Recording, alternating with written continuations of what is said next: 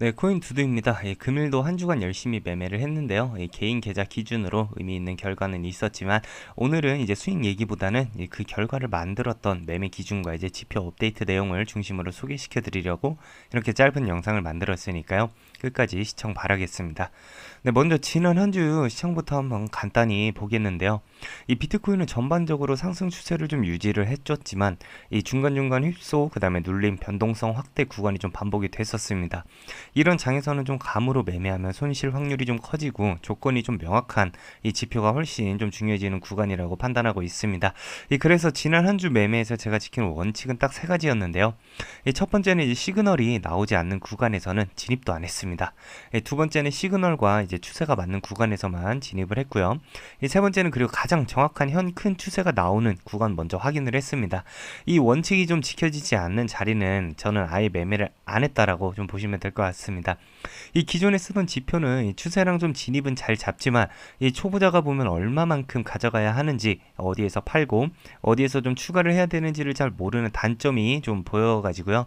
저 같은 경우에는 이제 기존 포지션을 어떻게 관리할지에 대해 조금 더 판단하기 좀 쉬워졌고, 추가 대응 여부도 이제 훨씬 보수적으로 검토하게 됐고, 그 다음에 이번에 실매매자분들을 위한 지표를 업데이트하게 됐다라고 보시면 될 것 같습니다. 사실 이 지표 업데이트는 갑자기 맞는 건 아니고요.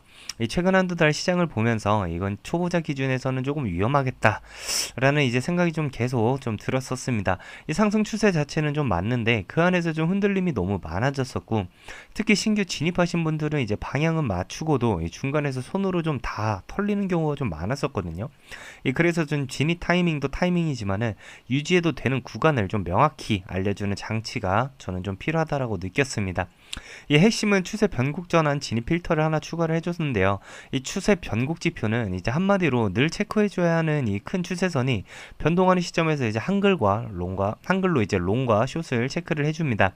이게 정말 별거 아니라고 생각하시는 분들도 많으실 텐데, 한마디로 추세 변곡 지표가 이제 변동하지 않는 한은 꾸준하게 같은 포지션으로 흘러가는 거고요. 그 안에서 길게 잡아가도 되고 개인 매매 스타일에 따라 유지하거나 이제 분할 대응을 고려할 수 있는 구간 정도라고 이해를 하시면 될 것 같습니다. 예를 들어 설명드리면은 여기서 이 추세 변곡 지표가 롱으로 유지되고 있다고 가정했었을 때 이 가격이 중간에 한번 크게 눌리는 경우가 있습니다. 이때 예전에는 이거 꺾이는 거 아닌가 좀 싶어가지고 너무 빨리 정리를 하거나 아예 반대로 숏을 잡는 경우가 많았었는데요. 지금은 추세 변곡이 좀 유지가 되는 걸 확인을 하고, 이건 조정이지 전환은 아니구나 라고 이제 판단을 하실 수가 있습니다. 그래서 기존 물량을 좀 유지를 하고 추가 진입도 좀 훨씬 조심스럽게 선택적으로 하게 됩니다. 한마디로 하나의 큰 내비게이션이 추가되었다라고 생각을 하시면 되는데요.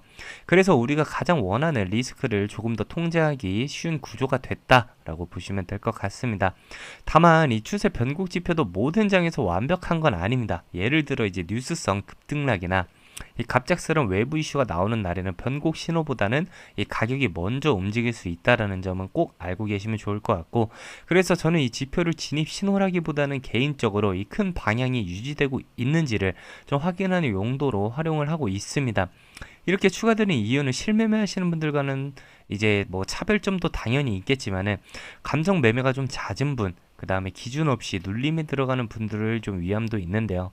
요즘 들어 비트가 위아래로 참 왔다 갔다 많이 했는데 그 안에서 가만히 기다리지 못하고 여기 갔다 저기 갔다 하시는 분들이 좀 많으셨어서, 오늘은 한 주 동안 좀 어떤 기준으로 매매를 했고 이 기준을 보완하기 위해 어떤 지표를 업데이트를 했는지를 제가 이제 공유를 드리는 겁니다. 반대로 이 지표가 좀 안 맞는 분들도 좀 있습니다. 하루에 여러 번 짧게 매매하시는 분, 그 다음에 스캘핑 위주로 좀 접근하시는 분들께는 조금은 답답하실 수가 좀 있는데요.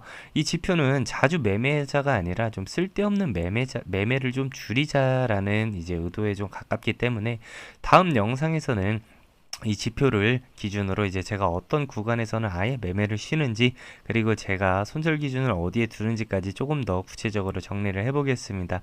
궁금하신 분들은 구독해 두시면 다음 영상 바로 이어서 보실 수 있으니까요. 구독 한번 필수적으로 해주시고 다음 영상도 기대해 주시기 바라겠습니다. 감사합니다.